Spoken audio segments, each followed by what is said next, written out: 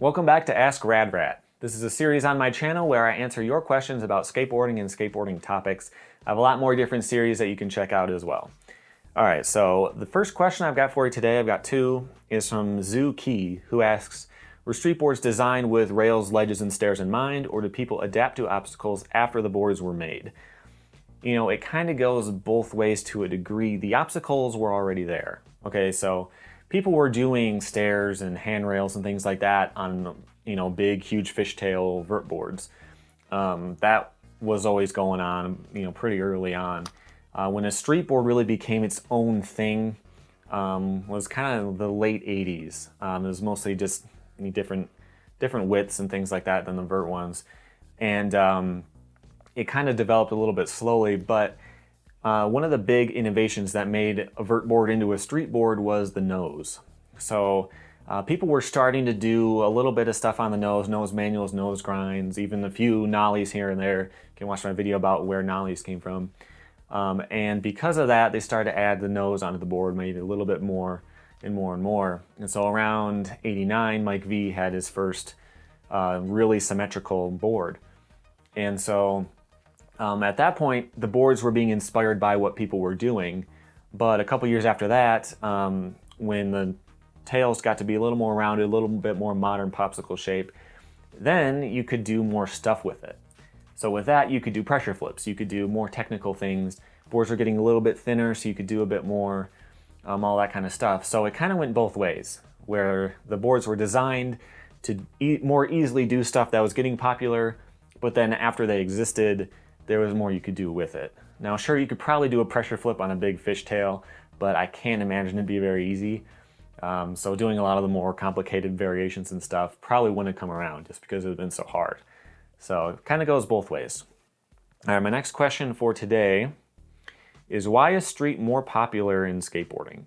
And this is from That Guy with an Interest. So the thing about street is that there's two big things. First is sort of the perception of it. Okay, so if you watch an old skate video back when they did a lot of vert parts and videos, you would have this part where a guy is out there and he's doing grinds on curbs and stuff, and then someone comes and yells at him, kicks him out, the cops come and all that kind of stuff.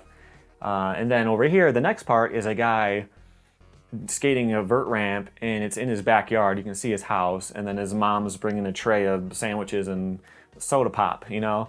And it's kind of like the street stuff was always more cool. It was more edgy, you know? And I think that the perception of street was always a bit more exciting and more dangerous and cool. So that's one thing. I think the second thing, and I want to do a much bigger video about the death of vert in the future. There's a lot more going on to it than just this. But I think the second thing is that street is just more accessible. I talked about this a little bit last time, but basically you could go to a skate shop and buy a board, and if you want to skate street, you're done. You just go out and do it. You know, if you want to skate vert and you don't have any friends who already have a ramp, you're spending $500, $1,000 building a vert ramp.